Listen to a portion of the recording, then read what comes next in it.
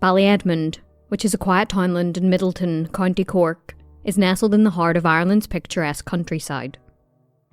Known for its rural charm and close-knit community, the area has deep historical roots, with Midleton itself dating back to the 12th century, when monks established a monastery there. Over time, the region developed into a thriving market town, blending its agricultural heritage with modern growth. Today, Midleton is best known for its famous Jameson distillery, drawing visitors from around the world to experience Ireland's rich whisky-making tradition. The town and its surrounding areas, including Ballyedmond, have maintained a strong sense of community, a place where neighbours know each other by name and local events bring people together.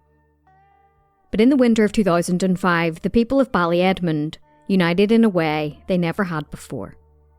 The entire community came together, braving the cold to search for a missing boy.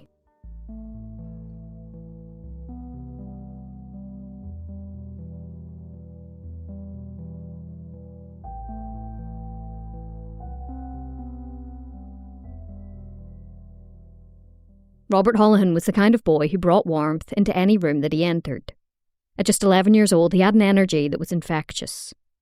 His home was nestled along Fermoy Road in Ballyedmond, Midleton, a rural area where everyone knew each other, and Robert thrived in the familiarity of it all.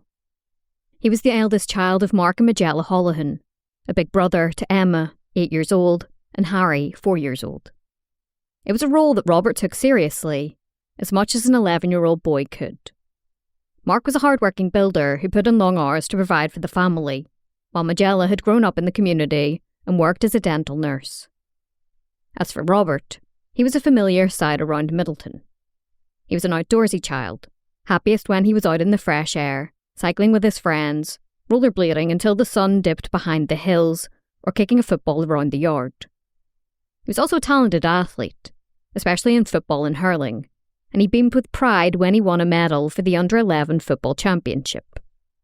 His coach, Mark Walsh, said of him, "He was a boy who would stand out from the crowd. He was always chatting, eager, a real live wire, and always looking to know when the next game was on." At school, Robert was known as friendly and approachable, a boy who made friends easily at Midleton CBS Primary School, where he was in the 5th grade. He had his struggles, however, mild attention deficit disorder and dyslexia, but he worked hard to keep up with his classmates. With private tutoring, Robert managed to hold his own academically, although he much preferred the freedom of the outdoors to the confinement of the classroom. His mother spoke of him with a deep affection, stating, "I would say he was a replica of myself. He loved life, he loved animals, he thought everyone was beautiful and everything was wonderful. He was full of all the joys of life. No worries or anything like that. He was a typical 11-year-old. When Robert wasn't with his friends, he cherished the time he spent with his father. Mark often took Robert fly fishing on the weekends, teaching him patience, precision, and appreciation for the stillness of nature. Robert also had an adventurous spirit and a love for animals that set him apart. He had a fascination with horses, spending time with them whenever he could, especially at the pony club in school. Life in Ballyedmond was simple, but for the Holohan family, it was everything.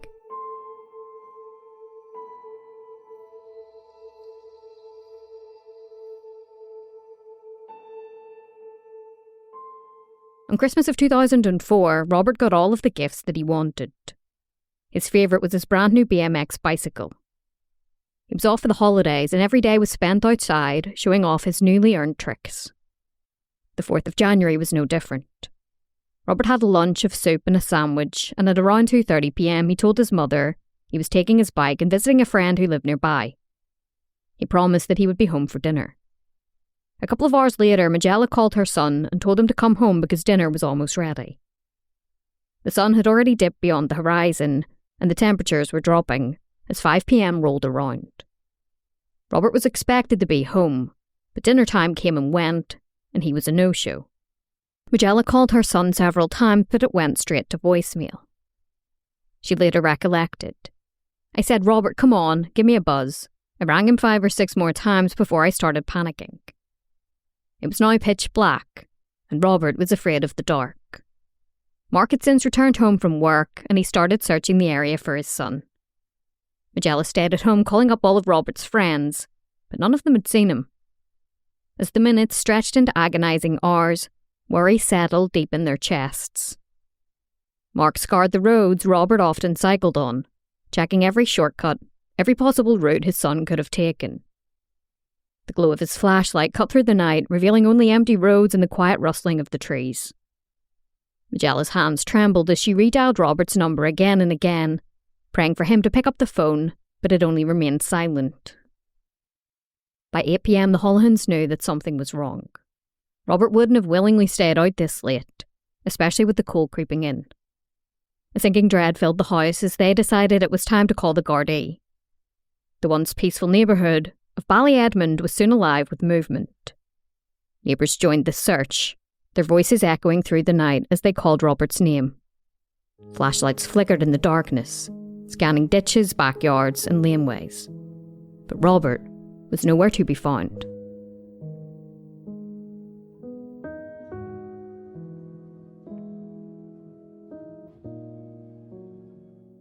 By the next morning, a description of Robert had been released to the public. He stood at about 4 feet 11 inches tall and was last seen wearing a black Nike jacket and a black tracksuit bottom. His family, who were desperate for answers, could only hope that someone out there had seen something, anything, that could bring Robert home.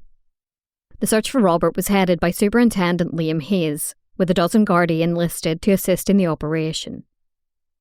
But it wasn't just law enforcement that mobilised. Friends, neighbours and even strangers from surrounding areas came together, offering their time and resources. Ballyedmond was a tight-knit community, and when one of their own went missing, everybody felt the loss. A helicopter hovered overhead, scanning fields, roads and wooded areas for any sign of movement. Volunteers walked in coordinated lines through the countryside, calling out Robert's name into the cold air. Every abandoned shed, every ditch, every hidden path was searched, but Robert was nowhere to be found. That evening, hope and dread intertwined when a neighbour of the Holohan family stumbled upon something chilling. It was a BMX bike that was propped up neatly against a hedge on the side of the road, about 500 yards from Robert's home. When his parents arrived on the scene, their hearts sank. It was their son's. There was no sign of a struggle, no damage to the bike, nothing to indicate what had happened. But the discovery cast a dark shadow over the search. Speculation ran rampant. Had Robert simply left his bike there and wandered off? Had somebody taken him? The prevailing fear in the community was the unthinkable. That Robert had been abducted by a predator lurking in the shadows. As worry turned into despair, Robert's father, Mark, pleaded for his son's safe return. Standing before the news cameras, his voice broke as tears welled in his eyes and he said, "We're so worried about him. We don't know what could have happened to him. Someone could have taken him. If you're out there, Robert, please come home, and if anyone knows anything, please tell us."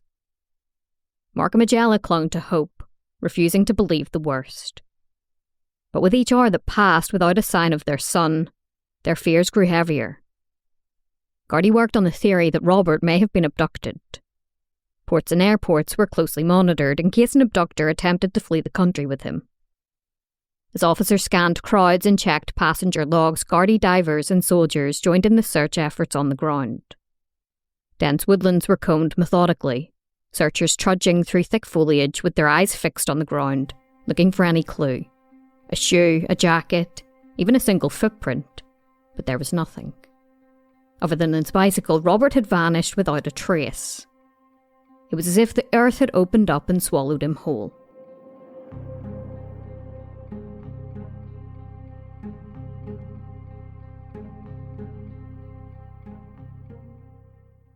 The next day, Gardaí received their first potential lead. A lorry driver came forward claiming to have seen a boy matching Robert's description near the Kilrush roundabout on the Dungarvan Ring Road around 2 a.m. It was a slim thread of hope, but after a thorough investigation, the sighting couldn't be substantiated. The search pressed on. With few leads, Gardaí refocused their attention to the rivers and wooded areas surrounding Midleton.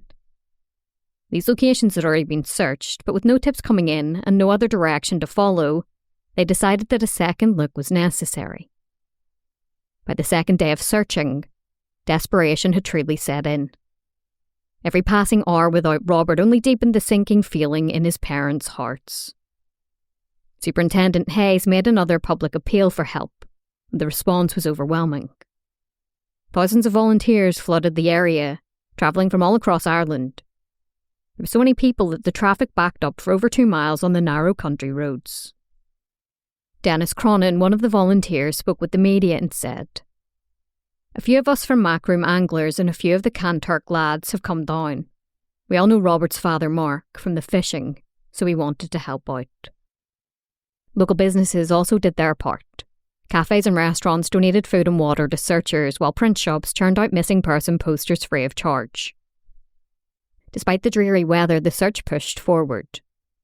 Around 800 volunteers, 200 Gardaí and 90 soldiers scoured the countryside, determined to bring Robert home safely. As the days passed with no breakthroughs, Gardaí shifted their focus to another possibility. Robert may have been taken by somebody with a history of harming children. Investigators traced the movements of known sex offenders, especially those who had travelled to the southeast of Ireland in recent years.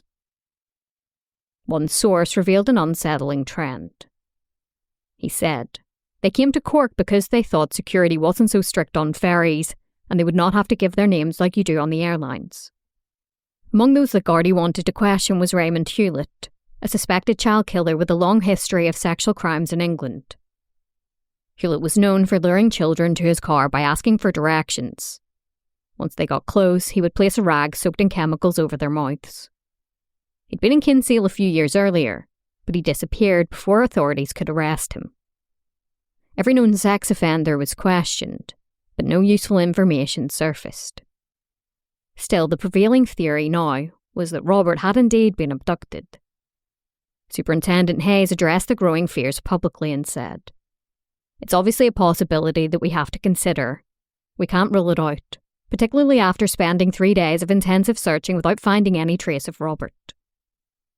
Another troubling sign was Robert's phone. His silver Nokia 3200 had been switched off the day he vanished, and had remained off ever since. His network provider, O2, confirmed that it had run out of credit, meaning that Robert couldn't have made calls even if he wanted to.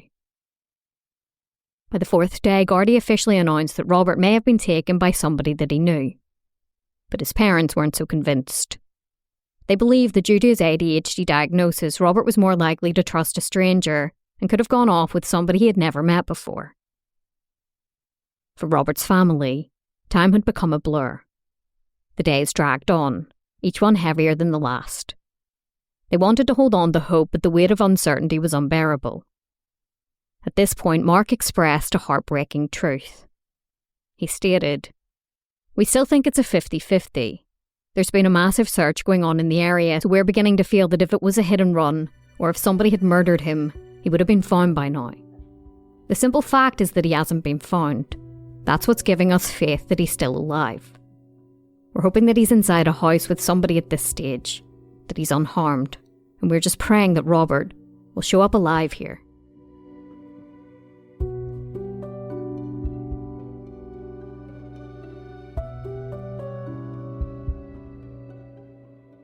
The disappearance of Robert Holohan sent ripples of fear through the small town of Midleton and beyond. Ireland hadn't experienced many cases of child abduction, and now, for the first time in years, that grim possibility loomed over the country.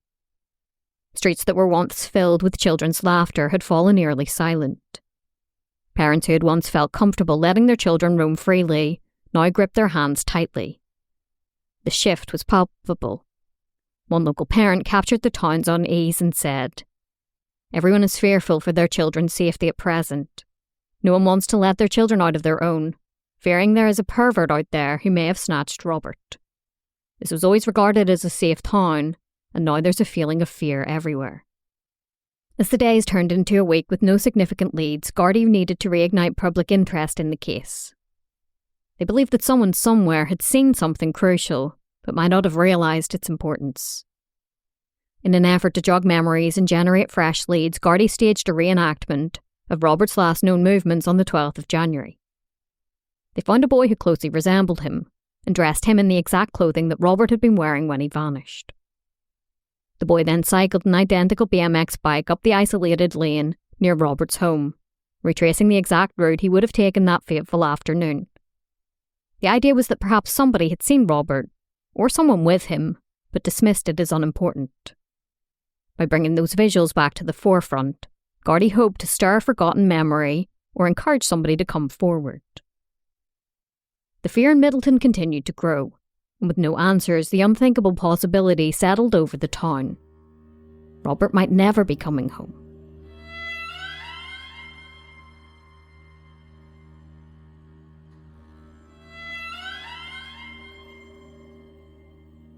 By this point in the investigation, Gardaí had been working closely with O2, Robert's mobile phone network. Even though his phone had been switched off, they were able to use triangulation techniques to determine the last area where it had been active.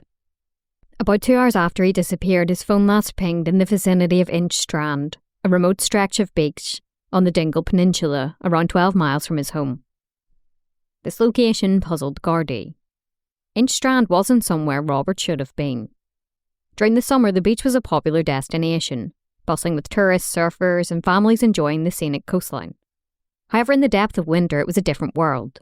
Desolate, windswept, and eerily silent. Businesses shut down, the tourists disappeared, and only the occasional dog walker or lone surfer braving the Atlantic waves might be seen. Despite its beauty, it was an unlikely place for a young boy to end up alone. With this new information, search efforts shifted to the remote areas surrounding Inch Strand. Volunteers and Gardaí scoured the rugged terrain, following a narrow, overgrown track lined with thick hedgerows and a small stream. As they pushed through the dense foliage, one searcher noticed something out of place. A shape protruding from the undergrowth. A foul stench lingered in the air. As he drew closer, he recoiled in horror. It was a human limb. A small one. One of the searchers, John O'Mahony, later recalled, "I don't know, was it an adult or a child? All I saw was a small limb." Realising the gravity of the situation, they immediately raised the alarm. Gardaí and crime scene investigators arrived promptly, securing the area as forensic teams began their meticulous work, photographing the scene, collecting evidence, and documenting every detail. Local curate Father Billy O'Donovan arrived to perform the last rites. Even at first glance, it was clear. The body was Robert Holohan. He was found curled up like a baby, partially nude, with no obvious signs of extreme violence. However, there were some disturbing details. The clothing matched what Robert had been wearing when he vanished, and his mobile phone was still tucked in his pocket. His body was partially wrapped in black plastic bags, and there was evidence that an attempt had been made to burn it. Scorch marks were visible on his clothing and on the bag that covered his head. The remains had also been disturbed by foxes. A portion of Robert's face had been completely eaten. It appeared that whoever had disposed of Robert had tried to throw his body down a steep glen, a 30-foot drop, but Robert's small frame had caught in the briars, preventing him from falling the whole way down. Father O'Donovan later remarked, "The body was dumped. There's no doubt about that. It's a quiet, peaceful place away from everything. I went as near the body as I could and said prayers." After praying over Robert's body, he visited his devastated parents. By then, Gardaí had already broken the news to them. Their worst nightmare had come true. Their bright, energetic, fun-loving son was gone. Robert's body was transported to Cork University Hospital, where an autopsy was performed. The results confirmed that he had died of asphyxia, but there was no evidence of sexual assault. For days, the community had feared that Robert had been abducted by a predator, but the post-mortem findings raised new and unexpected questions. What really happened to Robert, and who was responsible for taking his life?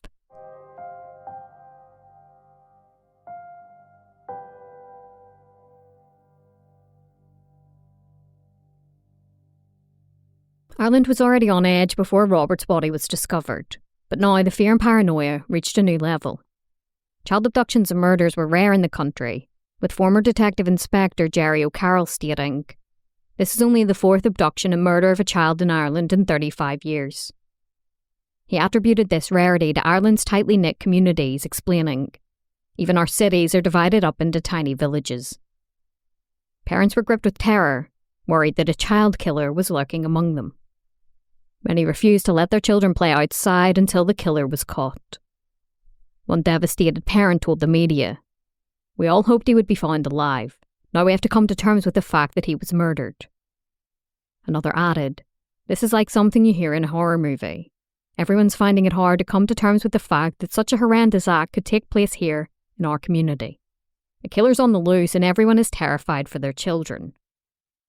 Within hours of Robert's body being discovered, Gardaí received a crucial tip.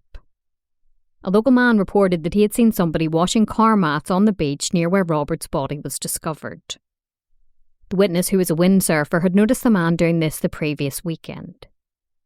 Gardaí believed this could be a significant lead, perhaps even their killer. Now, they just needed to find him.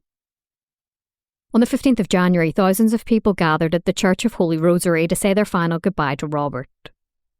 Local businesses and shops shut their doors as a mark of respect, and a solemn hush fell over the town.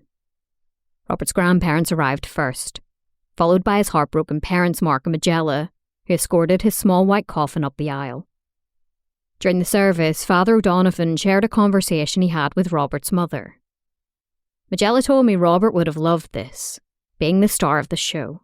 He is the star of the show this afternoon." He spoke about the lasting impact of Robert's disappearance, saying the day he vanished would be etched into the nation's memory. Addressing Robert's grieving parents, he acknowledged their painful road ahead, stating, "They know themselves they must start the long journey of looking into the future, coping with their grief and, in time, putting their lives back together again." One of the most poignant moments of the service came when Father O'Donovan recounted a conversation with a Gardaí officer who had stood watch over Robert's body the night he was discovered. The officer had told him, "I want his parents to know he wasn't alone that night. I stayed and talked to him all night. I just wish I had a blanket to wrap around him." Following the Requiem Mass, Robert was laid to rest in a grave beside the church. Children from the local GAA club, where Robert had played, formed a guard of honour, their young faces reflecting the sorrow of the entire community. Despite the heartbreak, one belief now loomed larger than ever. Robert's killer had to be somebody local. The remote nature of where his body was found suggested a familiarity with the area, somebody who knew how to avoid detection. While Gardaí had remained tight-lipped about their investigation, they already had a prime suspect in mind. And chillingly, it was somebody that Robert had trusted, a person he had considered a friend.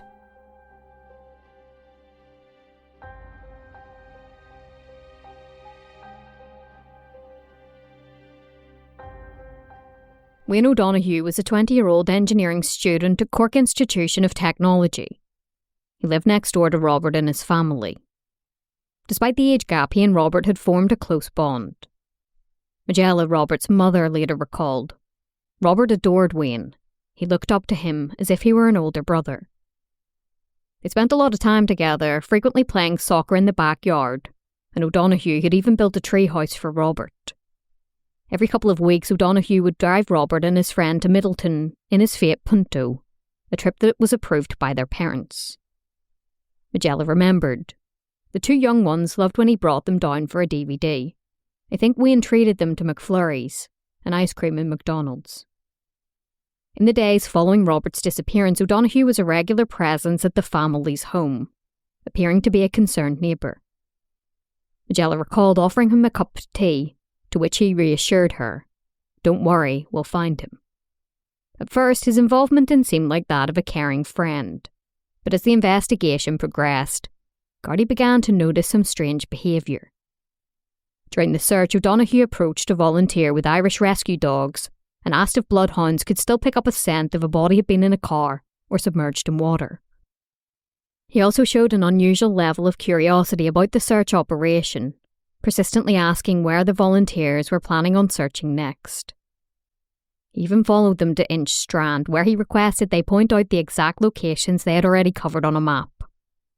Then, Robert's body was discovered. Gardaí soon found a crucial piece of evidence that cracked the case wide open. The black plastic bag partially covering Robert's body contained 2 fingerprints. When they were analysed, they matched Wayne O'Donoghue. O'Donoghue had already voluntarily given his fingerprints earlier in the investigation, after he claimed he was one of the last people to see Robert before he vanished. Now, Gardaí had forensic proof linking him directly to the crime scene. On the 16th of January, Wayne O'Donoghue was arrested. Not only had his fingerprints betrayed him, but in a moment of overwhelming guilt, he had also broken down and confessed to his parents that he was responsible for Robert's death. Following his arrest, Wayne O'Donoghue was transported to the Gardaí station, where he sat down with Detective Sergeant Peter Kenny and Gardaí Michael O'Sullivan. During questioning, he admitted that he had been with Robert the afternoon of his disappearance. According to O'Donoghue, Robert arrived at his home at about 3:30 p.m. and asked for a ride to McDonald's. When O'Donoghue refused, Robert became annoyed and allegedly started throwing rocks at his car. Frustrated, O'Donoghue said he grabbed Robert off his bike, put him in a headlock and slammed him against the car. He described the moment, stating, "I released the grip with my right hand, but I was still holding him by the scruff of his neck with my left hand. Nothing was said between us at this stage. I then moved my left hand up to his Adam's apple and said, 'Will you stop with the fucking stones?' I can't describe how tight I held him. I don't know how long I held him, but it seemed very short. I didn't intend to cause him any harm or injure him. When I removed my left hand from his throat, he just fell to the ground. I didn't realise at that time he had been hurt." Instead of calling for help, O'Donoghue said he took Robert's body inside to the bathroom, where he laid him on the floor and threw water over his eyes in a desperate attempt to revive him. He then dried Robert's face with toilet paper. Realising that Robert was beyond saving, panic set in. He recalled, "I said, 'Oh God, what did I do? At this stage, I believe he may have been dead. I was really panicking, and I knew my mother and brother were due back shortly.'" O'Donoghue claimed that in a panic he put a plastic bag over Robert's head and another over his legs before dragging his body outside and into the trunk of his Fiat Punto. He then set out to find a place to dispose of Robert's body, stopping en route at a nearby garage to buy a soft drink. "I just wanted to remove the body. I removed it and I threw the body into a ditch," he said. Initially, he planned on leaving Robert's body on the beach, but when he saw another car there, he decided against it. Instead, he dumped the body in an overgrown ditch about 14 feet from the edge of a glen. Later that night, however, O'Donoghue said he changed his mind. He decided he wanted to burn Robert's body to destroy any evidence. He described how he retrieved petrol from a Coke bottle in his shed and returned to the site. However, once he arrived, he realised he couldn't remember exactly where he had left Robert. After searching for about half an hour, he finally spotted the body in the ditch. He climbed down and attempted to pour the petrol over Robert, but only part of it landed on the body, resulting in a partial burn. He later admitted that during this time he spoke to Robert as if he were still alive. Afterwards, he drove to his girlfriend Rebecca's home where they watched The Simpsons together. That night, O'Donoghue said he planned to return home and hang himself. However, as the frantic search for Robert intensified, he said he abandoned his suicide plan. He recollected, "I was telling myself this was the way it had to be. I checked there was a wire for the purpose of using it on myself." Instead of taking his own life, however, he decided to take part in the search for Robert. After confessing, O'Donoghue said to the Gardaí, "I'm deeply sorry for what happened. Robert was a good friend. He was like a brother to me. If I could switch roles, I would. There was never any intention to harm him. What happened to him was a fluke of an accident. I'm sorry I didn't come forward earlier." The next day, Wayne O'Donoghue appeared in Midleton District Court, where he was formally charged with the manslaughter of Robert Holohan. When asked if he had anything to say, he simply responded that he had nothing to add. Judge Michael Patwell then remanded him in custody at Cork Prison. However, due to safety concerns, he was transferred the next day to Midlands Prison, where he was placed in a newly built observation unit designed for inmates at risk from other prisoners or from self-harm. Then on the 20th of January, O'Donoghue appeared in court again. In a surprising turn, he stated he didn't want to apply for bail, opting instead to remain in custody. His next court appearance was on the 22nd of April, when his charge was upgraded from manslaughter to murder.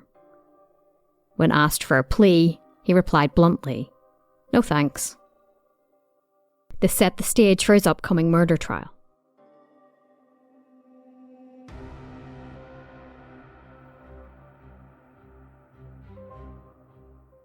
On the 29th of November, Wayne O'Donoghue's trial for the murder of Robert Holohan began. The proceedings were overseen by Mr. Justice Paul Carney, with the jury consisting of 7 women and 5 men. As the public gallery filled, O'Donoghue sat alongside his defence team. He was dressed in a light grey suit, a plain blue shirt and a silver tie. He clutched a set of rosary beads tightly in his hands. At the start of the trial, the jury was informed that O'Donoghue admitted to the manslaughter of Robert, but pleaded not guilty to murder. Prosecutor Shane Murphy then stepped forward to deliver his opening statement. He outlined O'Donoghue's version of events, emphasising the accused claim that Robert's death was a tragic accident. He recounted how O'Donoghue claimed that Robert had thrown rocks at his car after he refused to drive him into town, leading to the fatal altercation. Murphy quoted O'Donoghue's confession, stating, "I walked over to him, I put my right arm towards his neck, I released my grip with my right hand, I was still holding him with my left hand." He also noted that O'Donoghue had expressed remorse, stating, "I'm a murderer, I'm sorry. He was like a brother to me."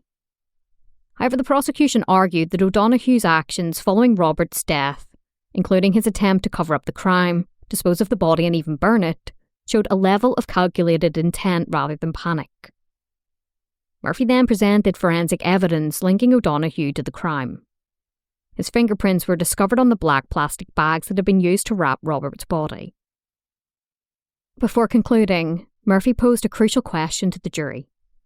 Was he cool, calm and collected, or was he panic-stricken and error-stricken? It is the prosecution's submission that Wayne O'Donoghue did everything he could to remove Robert's body, and all traces of Robert's body, not just from his house, but from active circulation and anywhere he might be found.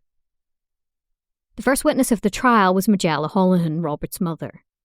She gave an emotional account of the day of her son's disappearance and detailed O'Donoghue's involvement in the search efforts. She told the jury that O'Donoghue had not appeared anxious or nervous during the search. Instead, he had acted completely normal, so much so that she had even considered asking him to say a prayer of the faithful at Robert's funeral. Robert's grandfather, William Murray, testified next. He described how much his grandson had admired O'Donoghue. Wayne was Robert's god, even though he was years older than him, he said. The jury then got to hear O'Donoghue's full confession before his girlfriend, Rebecca, was called to the stand.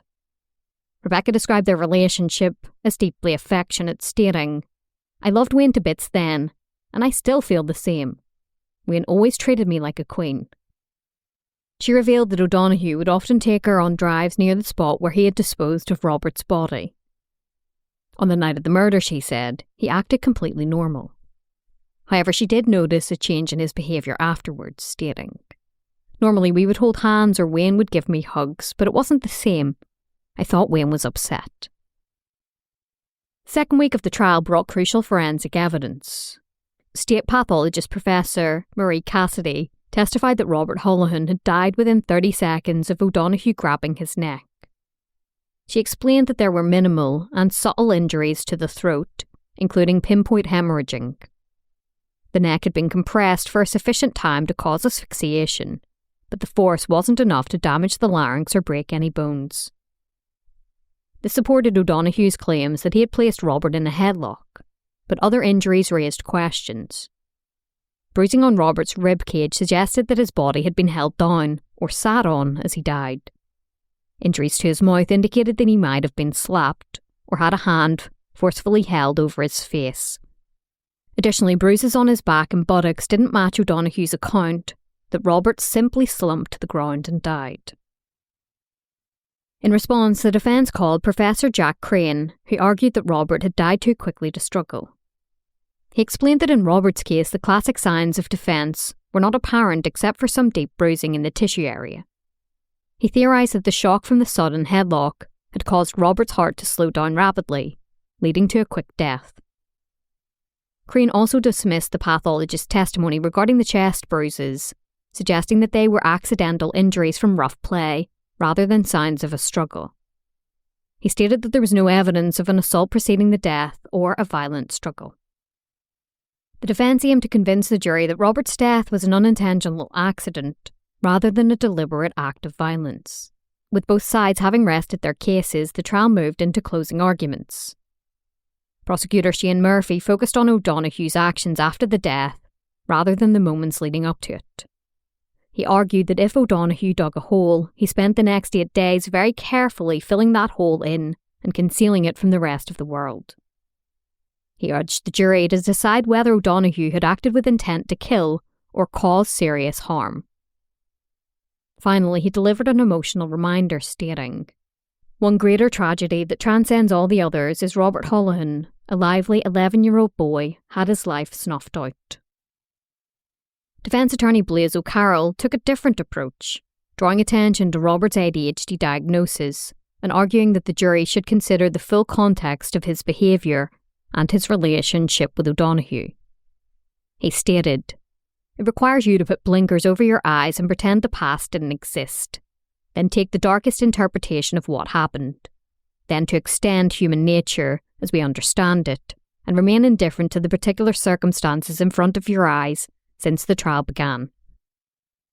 He portrayed O'Donoghue's actions as reckless but not murderous, emphasising the lack of clear intent to kill. After just 4.5 hours of deliberation, the jury returned with their verdict. The courtroom fell to a hushed silence as the foreman announced the decision: not guilty of murder, but guilty of manslaughter. Robert's parents looked stunned, processing the reality that O'Donoghue would not be convicted of murder. Meanwhile, O'Donoghue broke down in sobs, overwhelmed by the jury's decision.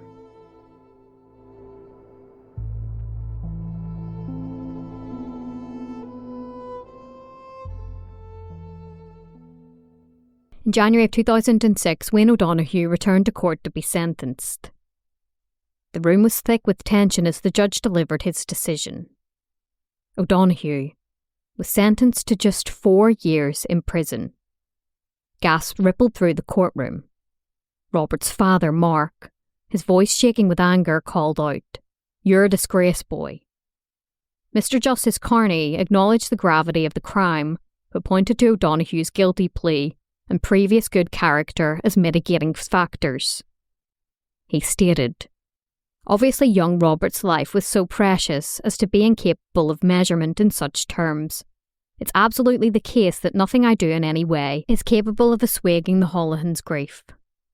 But for Majella and Mark Holohan, grief was only part of the torment. There were too many unanswered questions, questions that gnawed at them, questions that painted an even darker picture of their son's final hours.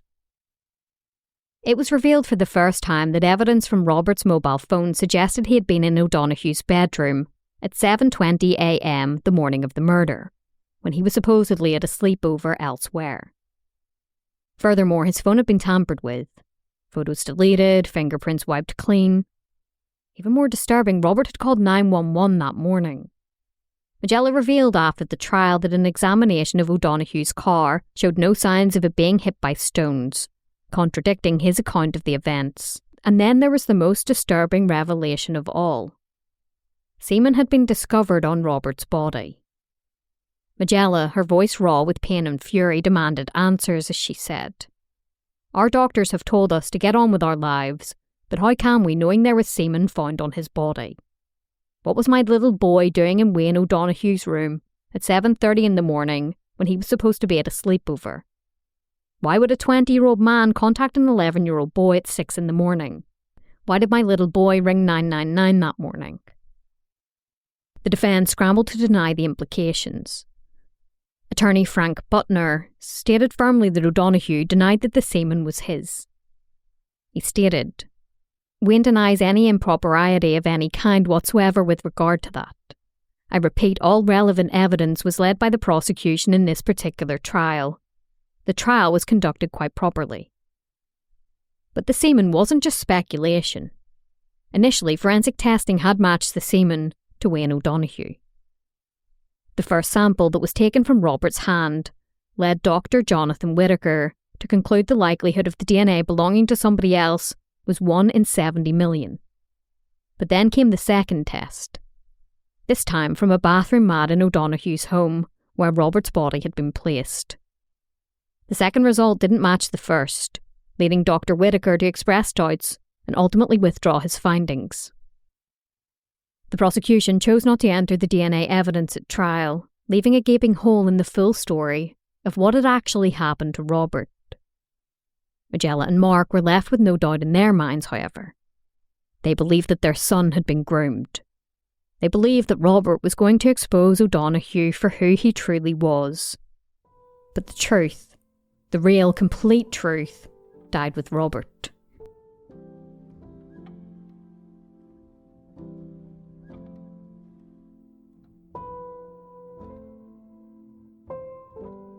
The reaction to the sentence was one of disbelief. 4 years for the killing of an 11-year-old boy was completely unheard of. The outrage spread through the community like wildfire. Paula O'Connell, a local woman, voiced what so many were thinking when she said, "I think it's a disgrace. Everyone's shocked. It's a disgrace to get a sentence like that for the death of a child.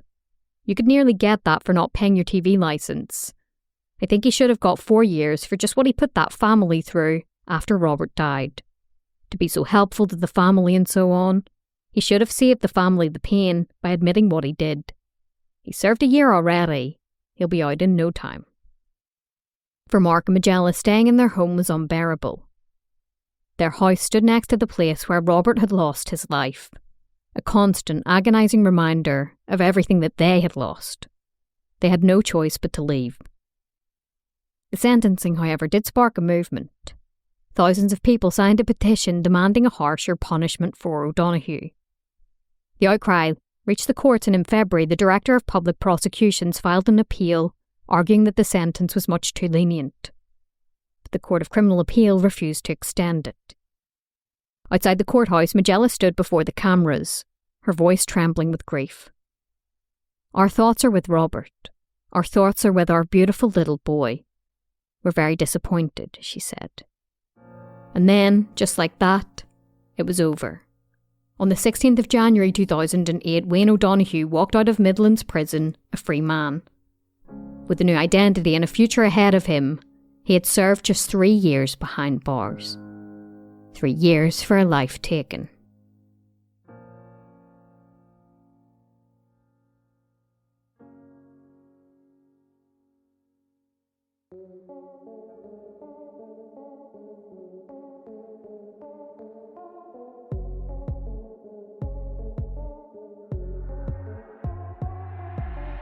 Well, besties, that is it for this episode of Morbidology. As always, thank you so much for listening, and I'd like to say a massive thank you to my newest supporter up on Patreon, Brittany. The link to Patreon's in the show notes if you'd like to join. And you can join for as little as just $1 a month. There's absolutely no obligations. You're free to cancel your subscription at any point. Up on Patreon, I upload ad-free and early release episodes behind the scenes, and I also send out some cool merch and a handwritten thank you card. There's also a handful of bonus episodes of Morbidology Plus that aren't on the regular podcast platform feeds. Remember to check us out at morbidology.com for more information about this episode and to read some true crime articles.